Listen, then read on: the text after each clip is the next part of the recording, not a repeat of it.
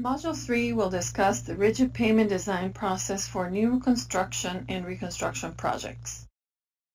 The 1993 American Association of State Highway and Transportation Officials, AASHTO, used only empirical data.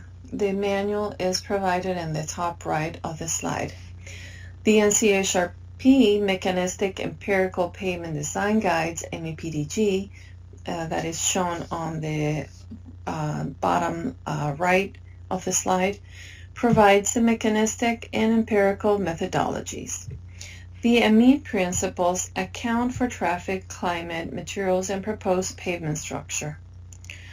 MEPDG design procedure was adopted by AASHTO in 2008 as its pavement design state-of-the-practice design procedure based on advanced models and actual field data collected across the U.S. on new and rehabilitated pavements.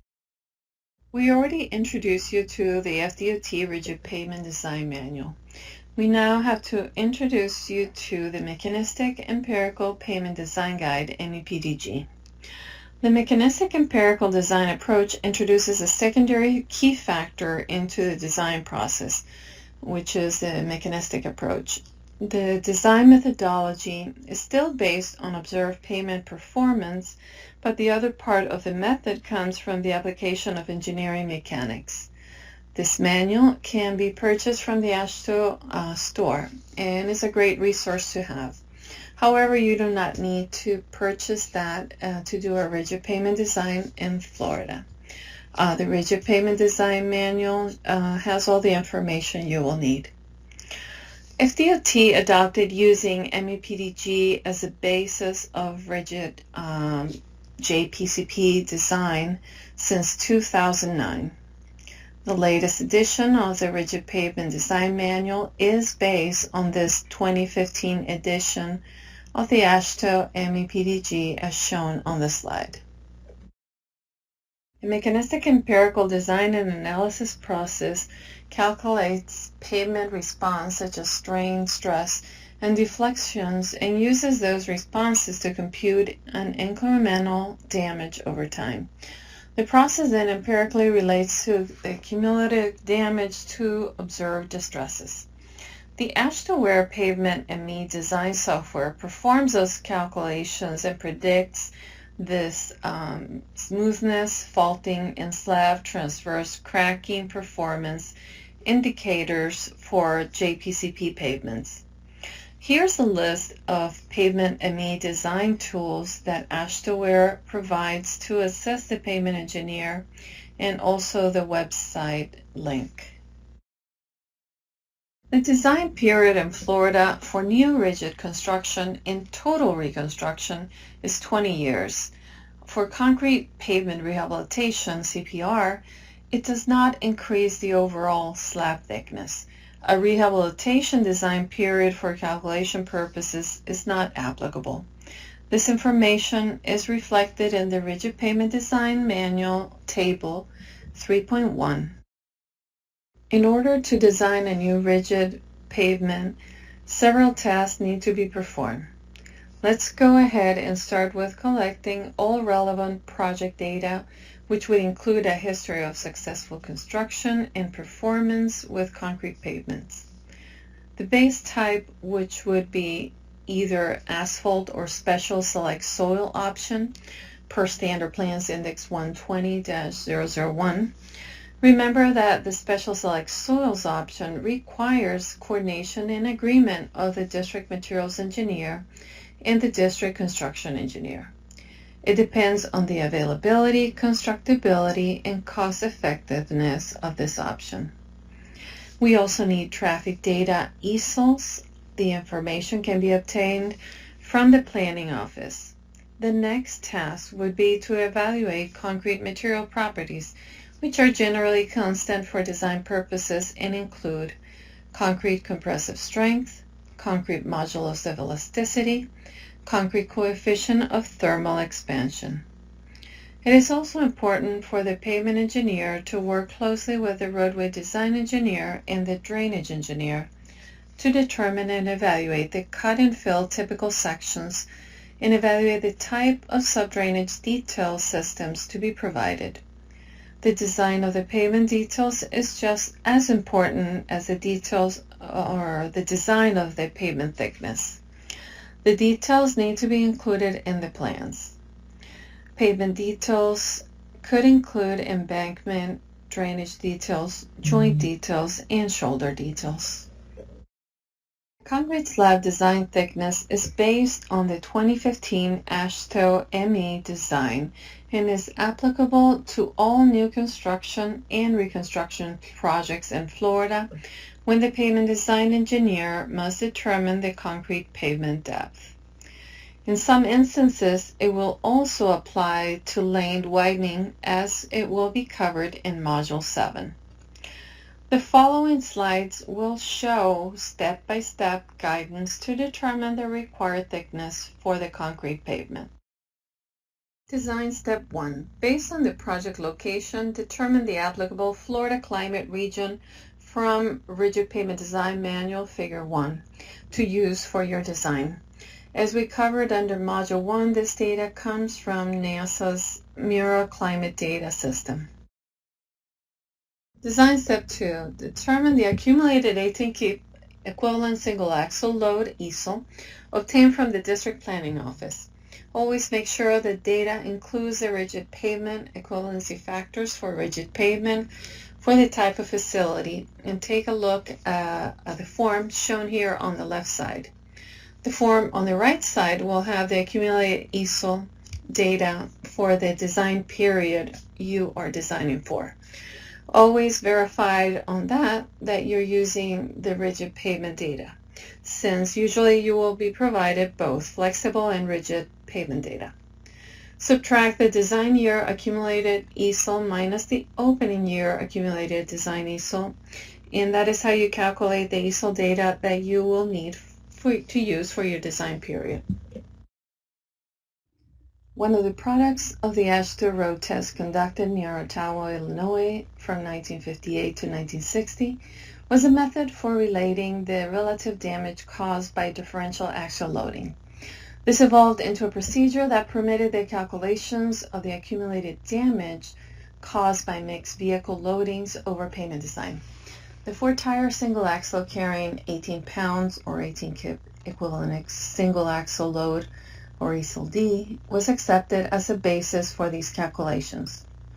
The basic equation is provided here, as well as a table found in the Rigid Pavement Design Manual, a table C1, that helps illustrate the relationship of axle weight to damage, where Y is the year that the calculation is made for, when Y1 is the entire variable applies to year 1.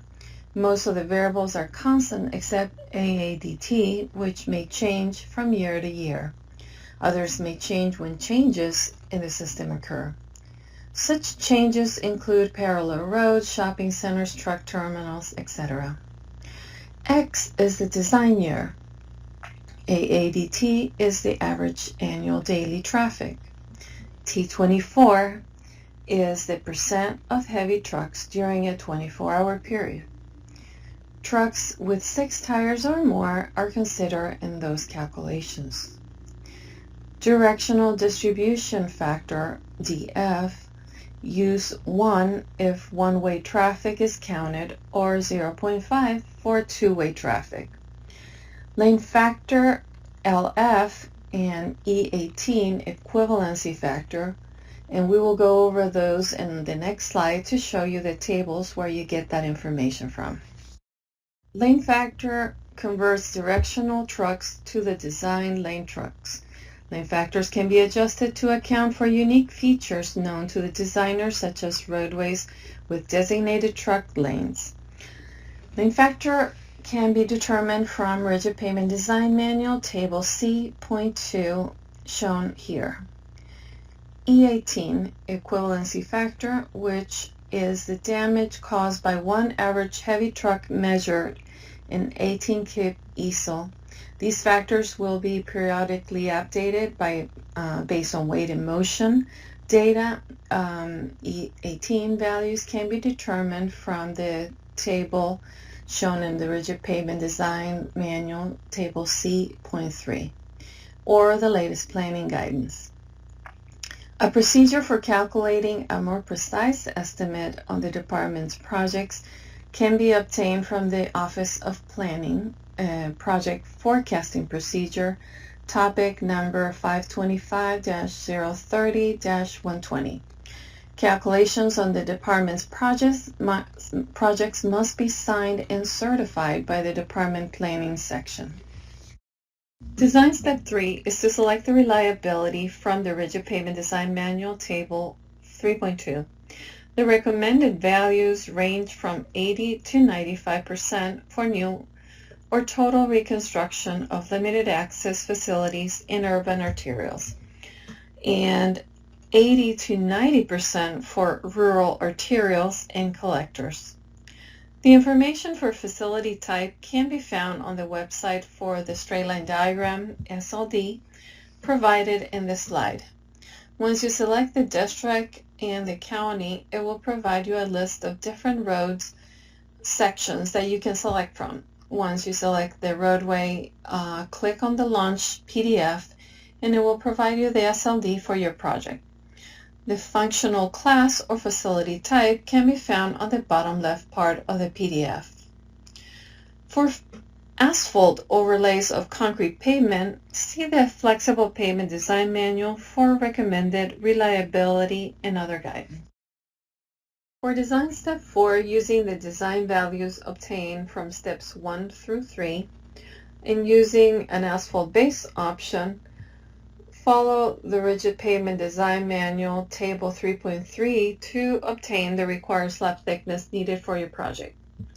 As you can see, each table uses a different reliability value as it relates to the accumulated 18-kip ESALD for the required slab thickness for each climate region. If you're using a special select soil option, using the design values obtained from Step 1 through 3, follow Rigid Pavement Design Manual Table 3.4 to obtain the required slab thickness needed for the project. Design Step 4, using AASHTOWare Pavement ME computer program, you will need to use Florida-specific inputs to Pavement ME software outlined in the Rigid Pavement Design Manual, Appendix A, shown here in this slide on the right. The link to the Pavement ME software and webinars to help you use the software can be found on this link. Let's go over a design example. This is a reconstruction project given a high volume interstate project in Tampa, Florida. Determine the slab thickness needed for reconstructing 2 miles of the segment using the following inputs. ESALD 24,948,000, and also use the asphalt base option. Let's go over the step-by-step method to find the thickness. For this reconstruction design example, the first step is to find the climate region from the Rigid Pavement Design Manual, Table 3.1. So we look in the map where Tampa, Florida falls under and what region it would be under. And it's right here shown as Climate Region F, shown on magenta color. The second step is to use the ESALD, which is the 24,948,000 information provided by the planning office. The third step is to determine the reliability using Rigid Pavement Design Manual, Table 3.2. So for an interstate project, use limited access facility, and that yields us a range from 80 to 95% for new or reconstruction projects. So we will use, in this case, a 95% because we want the highest reliability, since maintenance of traffic is more difficult and this is a highly urbanized area with heavy traffic. For using the information provided to use an asphalt base option, we can select from Rigid Pavement Design Manual, Table 3.3, Then selecting the climate region F that we obtained from table 3.1, the ESALD data that we were provided by planning office, we can round it to 25 million. And then the percent reliability of 95%, we look at the table and we can obtain our slab thickness of 9 inches. Something also very important to include is some concrete joint details in your plans. Follow FDOT standard plans index 350-001. Some additional good resources are the American Concrete Pavement Association, ACPA. They have a website, wikipave.org, and it has great joint layout details that you can use for your plan details. And they also have some videos and trainings that you can check out. This photo shows the placement of the filter fabric type D3 as indicated in standard plans 446-001 in accordance to standard specifications 446 and 514. This also meets the material filter fabric requirements indicated per specs 985. They are placing the Edgedrain Draincrete, which is a 4-inch diameter minimum perforated pipe with number 57, number 67, or number 89 coarse aggregate stone under and around the perforated pipe. The Draincrete requirements are outlined in specs 446, and you can see the placement of the Draincrete on the picture on the right. This picture also shows the final steps of placing the Draincrete, and then the concrete slab or asphalt shoulder per 446-001, sheet 304, is constructed on top of. This slide shows placing the formwork for a new concrete ramp. This picture shows the formwork already built and the dowels laid out or ready for pouring the new concrete pavement. You can also see the tie bars placed as well. This setup, they will use a truck bringing the mix and pouring the concrete in the formwork. This is a different setup placement of dowel baskets and paving machine laying out the concrete pavement. This machine is using the string line control and that controls the alignment and profile for laying out the new concrete pavement. These are some different dowel basket setups and formwork examples. All information with regards to dowel bars can be found in standard plans 350-001. All the specifications for concrete pavement dowel bars are included under FDOT standard specifications 350 for new concrete and 353 for concrete pavement slab replacement. There's also information on specs 931. The standard plans 350-001 sheet 104 has been updated to provide more clarification with regards to the spacing relation of tie bars and dowel bars. This picture shows how they're drilling longitudinal tie bars for ramp at I-75 and SR-60 in Hillsborough County.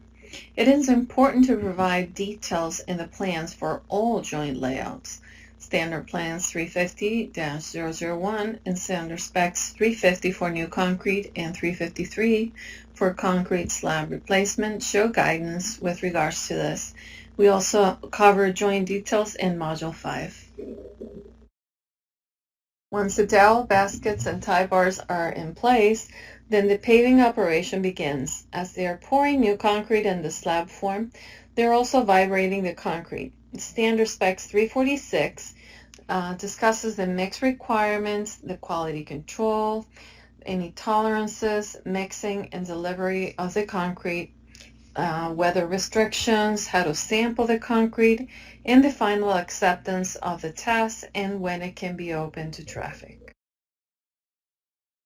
This is a concrete paving machine using the string line control on the side to guide the concrete placement for alignment and profile.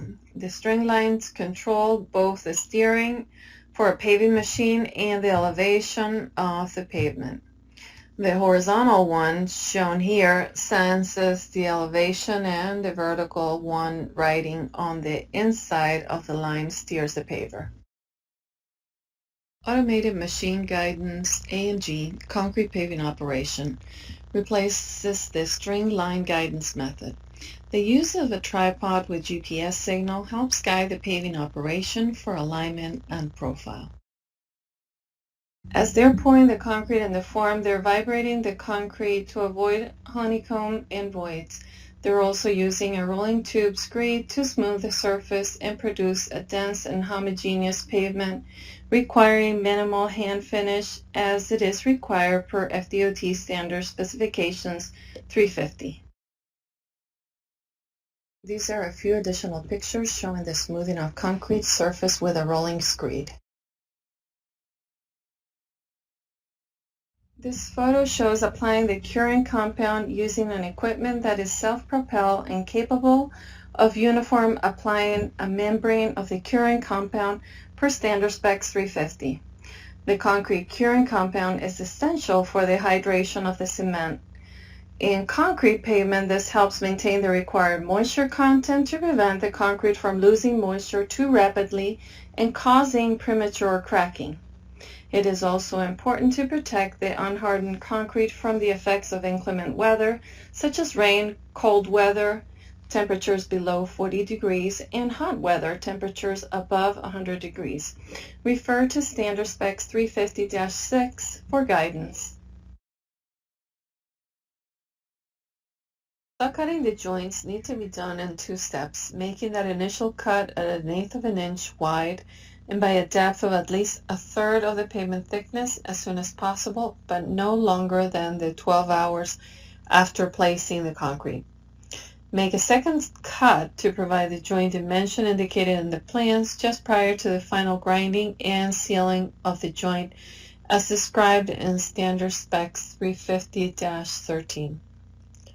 Standard Plans 350-204 also provide additional information on the joint depth and width.